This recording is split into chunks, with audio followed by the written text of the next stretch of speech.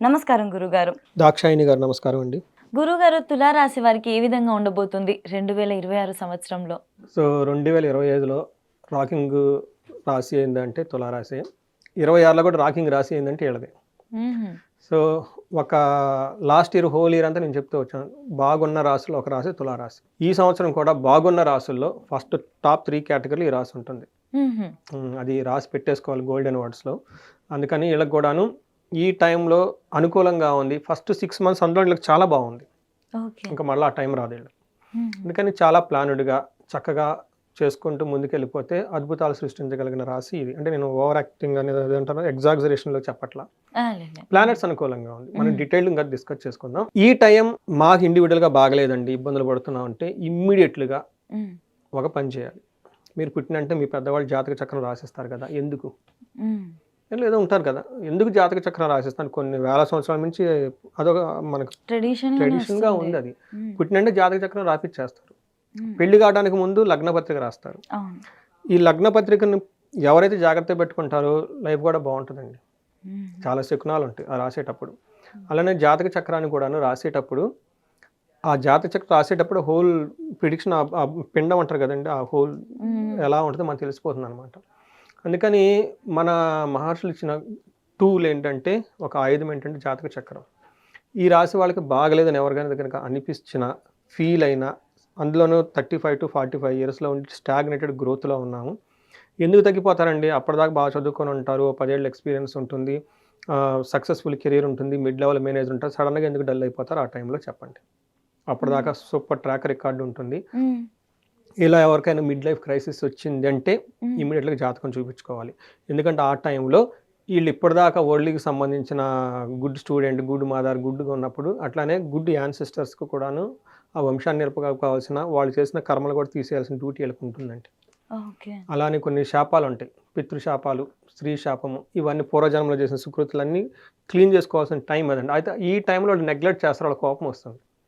చదివిచ్చాము, భార్య పిల్లలు అంతా బాగున్నారు, మిడ్ లైఫ్ మేనేజర్లా ఉన్నారు, సంపాదన వస్తుంది, మాకు పూజలు చేయలేవా? దే ఫర్గట్ అనమాట. అందుకని చెప్పేసి గ్రామ దేవతలు ఇలాంటివి కొన్ని ఉంటాయండి. అవి చాలా చిన్న చిన్న పెద్ద పెద్ద పూజలు ఏం కాదు.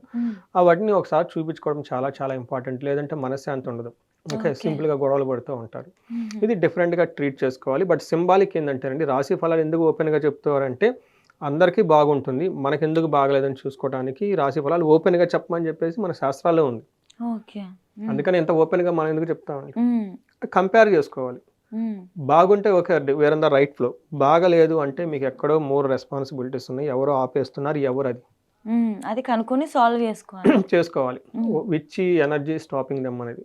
So it's the very beautiful science అండి. సో మీరు ఆలోచించండి, వెరీ కామన్గా. అప్పటిదాకా వెళ్ళిపోయిన వాళ్ళు అక్కడ ఎందుకు ఆగుతారు? అప్పటిదాకా they are very champion, they are hero, they are toppers, gold medalist, everything is super. ఇష్టమైన అబ్బాయిని అమ్మాయిని ఎంటబడేలా చేసుకున్నారు, ఇష్టమైన జాబ్ కట్టేసుకున్నారు, అన్నీ చేసుకున్నారు, మరి అక్కడ ఎందుకు ఆగిపోయారు?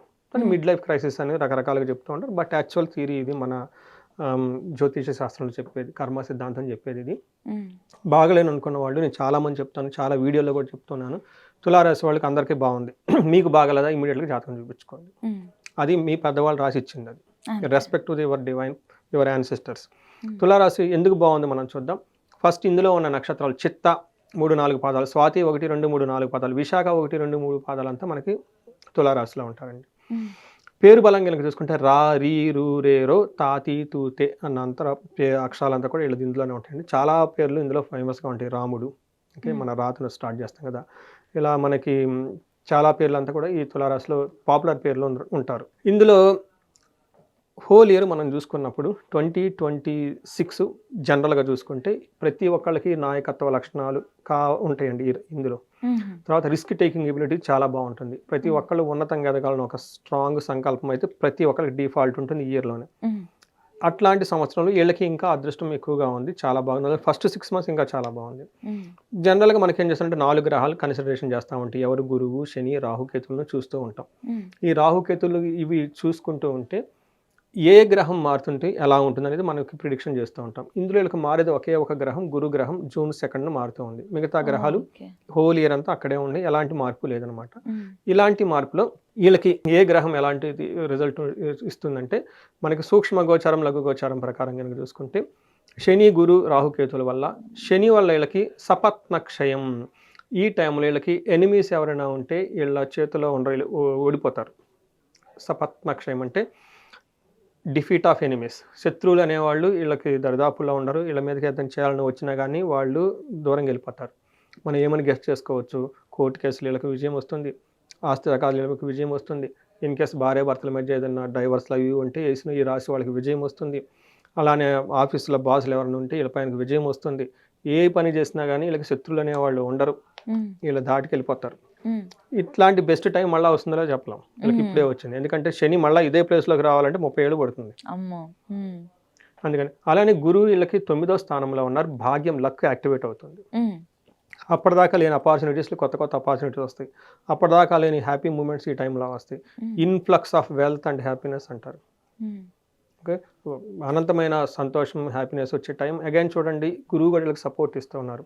అంటే ఒకళ్ళు బయట నుంచి కాపాడుతూ ఉంటే ఒకళ్ళు ఇంటర్నల్గా కొత్త ఎనర్జీని ఇస్తూ ఉన్నారు. ఇది ఒక బెస్ట్ టైం. అలానే 11th హౌస్లో కేతు ఉండటంతో సౌఖ్యం. ఓకే, సౌఖ్యం అంటారు సంస్కృతిలో. అది కంఫర్ట్ అండ్ హ్యాపీనెస్, హ్యాపీనెస్గా ఉండేసి వెళ్ళిపోతుంటారు. అయితే 5th హౌస్లో రాహు ఉండటంతో they may easily become addictions. అంతా బాగున్నప్పుడు వచ్చేది ఇదే కదా, జనాలకి ఎడిక్ట్ అవుతూ ఉంటారు. టూ మచ్ ఆల్కహాల్ తీసుకోవటం, టూ మచ్ రోమింగ్ చేయటం, ఇంకా అవి షేర్ మార్కెట్లో కూడా టకటకాని చేసే ట్రై చేయటం. సో ఇంప్రాపర్ మేనర్లో ఏదైనా ఎంజాయ్ చేద్దామన్న ఆలోచనలకి వీళ్ళకి ఎక్కువ ఉంటుంది. అది ఒకటి కొంచెం డ్రాబ్యాక్, కేర్ఫుల్గా ఉండాలి. జనాలు అంతా బాగున్నప్పుడు చేసే పనులు ఇలా ఉంటాయి కాబట్టి అగైన్ కేర్ఫుల్, కాషన్ చాలా ఇంపార్టెంట్. మనం డీటెయిల్స్ కనుక చూసుకుంటే వీళ్ళకి 6వ స్థానంలో శని ఉంటే ఏమవుతుందంటే ధనధాన్యాభివృద్ధి, బంధు సంతోషం, వర్ధనం, స్త్రీ సౌఖ్యం, గృహ నిర్మాణం.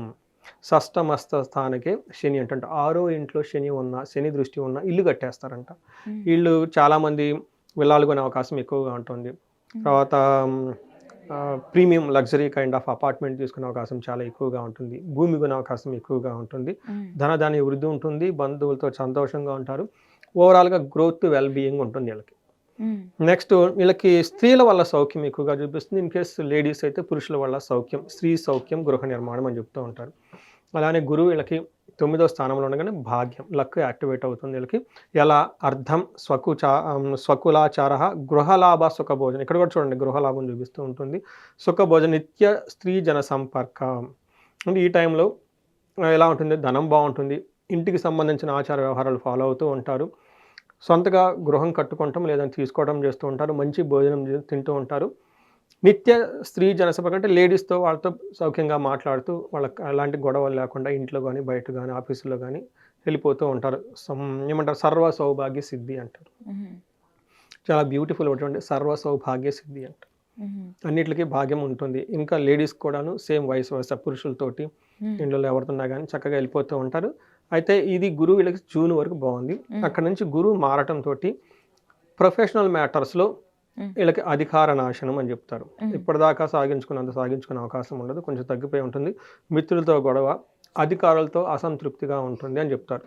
స్వజనైర్ దోషణం, చుట్టూ ఉన్న వాళ్ళు కొంచెం బ్లేమ్ చేసే అవకాశం ఎక్కువగా ఉంటుంది. ఏమంటారు, సంచార భయం, అటు ఇటు తిరుగుతూ ఉండే అవకాశం ఎక్కువ, కొంచెం భయం కలిపే సంఘటనలు ఎక్కువగా ఉండే అవకాశం ఎక్కువగా ఉంటుంది. జాగ్రత్తగా ఉండాలి జూన్ తర్వాత. అయితే రాహు అగైన్ 5th హౌస్లో ఉండటంతో వీళ్ళకి ఏం చెప్తారంటే పుత్ర వైరం, పుత్రులతో గొడవలు రావటం, లేదంటే పుత్రులకు సంబంధించిన వ్యవహారాల్లో సరిగా వాళ్ళు చదువుకోకపోవటం, వాళ్ళ ద్వారా ఇబ్బంది పడే అవకాశం ఎక్కువగా ఉంటుంది. కాలాతిక్రమణ భోజనం, టయానికి భోజనం తినకుండా టూ మచ్ టైర్డ్నెస్గా ఉంటుంది. అలానే ఏం చెప్తారంటే అందరికీ గౌరవించబడుతుంటారు. ఆర్థికంగా బలంగా లేకపోయినా కానీ డిగ్నిటీగా ఉండే అవకాశం మనకి రాహు ఇస్తున్నారు. అగైన్ కేతు మనం చెప్పుకున్నాము, వీళ్ళకి మంచి పొజిషన్లో కేతు ఉన్నారండి. కేతు 11th హౌస్లో ఉండటంతో ఆధ్యాత్మికంగా, తర్వాత ఏమంటే ధర్మార్థ కామ మోక్షాలు అంటారు, ఈ 4 ప్రాబ్లమ్స్ ఇవి ఉంటే ఇందులో వీళ్ళకి మోక్షం ప్రకారం కూడా చాలా చక్కగా ఉంటుంది. మోక్షం వచ్చేది కేతు 11th హౌస్లో ఉండటంతో ఆధ్యాత్మిక చింతన ఎక్కువ ఉంటుంది. గుళ్ళు గోపురాలు తిరగటం, తర్వాత భగవద్గీత పట్టుకోవటం, ఇలా స్క్రిప్చర్స్ అన్ని చదవటం, ఇలా వండేసి చక్కగా లైఫ్ అంతా ఒక మంచిగా ఉండే టైం వీళ్ళకండి. ఓకే ఓకే గురుగారు, నక్షత్రాల పరంగా కూడా అంత బాగుందా? సో నక్షత్రం మీరు చెప్పిన విధంగా కొంచెం మారచ్చు. చిత్తా నక్షత్రం వాళ్ళకి ఫస్ట్ హెల్త్ బాగుంటుంది, నిరోగము, ధనలాభము, సుఖము. తర్వాత సంపదలు చూస్తూ ఉంటుంది. అయితే రాజ సమాన సౌఖ్యం కంఫర్టబుల్‌గా ఉంటుంది. వాళ్ళకి వీళ్ళకి మరణము, భయము 2 చూపిస్తుందండి. ఫస్ట్ వారంలో అనుకున్న పని కాకుండా వాళ్ళ ప్రాజెక్ట్ కానీ, వీళ్ళది కానీ ఆగిపోయే ఉద్దేశం ఉంటుంది. దీన్ని మరణం అంటారు. మన తెలుగులో ఎట్లా అంటారో తెలవదు. నేను దానికి అలవాటు పడిపోయాను. కొంతమంది కామెంట్లు పెట్టొద్దండి. ఇక్కడ నెగెటివ్ వర్డ్ కాదు. మరణం అంటే ఆగిపోవటం. నెక్స్ట్ వచ్చేటప్పటికి భయం గొలిపే పరిస్థితులు ఉంటుంది. ఇది కూడా దసరా టైంలో కొంచెం ముందు ఒక 1 మంత్, 2 మంత్ వీళ్ళకి చుట్టూ భయం గొలిపే సంఘటనలు ఉంటాయి. జాగ్రత్తగా ఉండాలి. అలానే స్వాతి నక్షత్రం వాళ్ళకి సంపదలు ఉంటుంది, ధనలాభం ఉంటుంది, రాజ్యపూజ్యం ఉంటుంది, హెల్త్ బాగుంటుంది. అంతా బాగుంటుంది. బట్ అక్టోబర్ టైంలో వీళ్ళకి ఒక ప్రాజెక్ట్ కానీ ఏదన్నా మధ్యలో బ్రేక్ వచ్చి ఆగిపోయే అవకాశం ఉంటుంది. విశాఖ నక్షత్రం వాళ్ళకి సంపదలు బాగుంటాయి, సర్వజన పూజ్యము, హెల్త్ బాగుంటుంది, మనీ ఫ్లో బాగుంటుంది. అయితే వీళ్ళకి గురువు వల్ల అనుకున్న పొజిషన్ రాకుండా మరణం అంటే మధ్యలో ఆగిపోయే అవకాశం ఎక్కువగా ఉంటుంది. అలా మధ్యలో ఆగిపోవటాన్ని ఒక ప్రాజెక్ట్ కానీ వీళ్ళ విజన్ వీళ్ళు అనుకున్న డ్రీమ్ దాన్ని మనకి సంస్కృతంలో సాంస్క్రిట్ లాంగ్వేజ్లో మరణం అంటారండి. మేబీ స్టాప్ అయ్యే అవకాశం ఎక్కువగా ఉంటుంది. సో చూశారు కదండి, ఈ రాశి వాళ్ళు మీరే ఉన్నారు ఈ రాశిలో ఇప్పటిదాకా బాగున్న రాశిలో ఇది ఒక రాశి అండి. యాక్చువల్‌గా చెప్పాలంటే ఈ రాశి వాళ్ళకి ద బెస్ట్ టైమ్ అనే చెప్పొచ్చు. గోల్డెన్ ఆపర్చునిటీ ఏమైనా స్టార్ట్ చేయాలన్నా ఏదైనా కూడా. ఇప్పుడు నాకు తెలిసినంత వరకు పరిహారం అన్న పదం వాడచ్చో లేదో తెలీదు గానీ, ఏ దేవుడిని ఆరాధిస్తే ఇంకాస్త బావుంటుంది అని అంటారు. సో మీరు చెప్పిన విధంగా సహజంగా బాగున్న ఈ టైంలో బాగలేని వాళ్ళ పరిస్థితి ఏంటి, ఇమ్మీడియట్‌గా జాతకం చూపించుకోవాలి. దేర్ ఇస్ సంథింగ్ గోచారాల ఫలితానికి సంబంధించి ఇంకా బియాండ్ కొన్ని స్టడీ చేయాల్సి ఉంటుంది. ఓకే. అది చూపించుకుంటే మనకి ఇంకా క్లారిటీ వస్తుంది. బట్ ఓవరాల్‌గా అందరూ చేయాల్సింది ఏంటంటే వీళ్ళు స్వర్ణలక్ష్మి విశేష హోమం చేస్తే ఈ టైంలో ధన ప్రవాహం చాలా ఎక్కువ వస్తుంది. లేదంటే కుబేర పాశుపతాకం చేసుకుంటూ ఉండాలి. లక్ష్మీదేవిని విశేషంగా ప్రార్థిస్తూ ఉండాలి. ధన ప్రవాహం వీళ్ళకి వచ్చే అవకాశం ఎక్కువ ఉంటుంది. ఎందుకంటే మంత్ర సిద్ధి ఉంటుంది వీళ్ళకి ఈ టైంలో. ఓకే. సో అమ్మవారిని గట్టిగా పట్టుకుంటే ధన ప్రవాహం వచ్చేస్తుంది.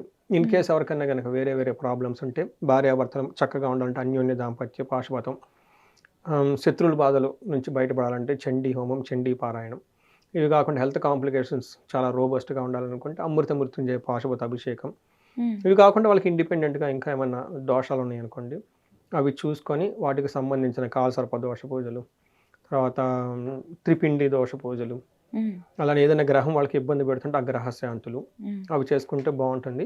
సో వీలైనంత ఎక్కువగా వీళ్ళు క్షేత్ర దర్శనం చేస్తే బాగుంటుంది. జూన్ తర్వాత ఒక్కసారి గుంటూరు దగ్గర కోటప్పకొండ అని ఉంటుందండి. ఆ క్షేత్రాన్ని దర్శించుకుంటే గురువు పెట్టే ప్రాబ్లమ్స్ నుంచి బయటపడుతూ ఉంటారు. సో ఇండిపెండెంట్గా ఇంకేమన్నా వాళ్ళకి ప్రాబ్లమ్స్ ఉంటే మనకి కన్సల్ట్ అయితే మనకు చూసి చెప్పొచ్చండి.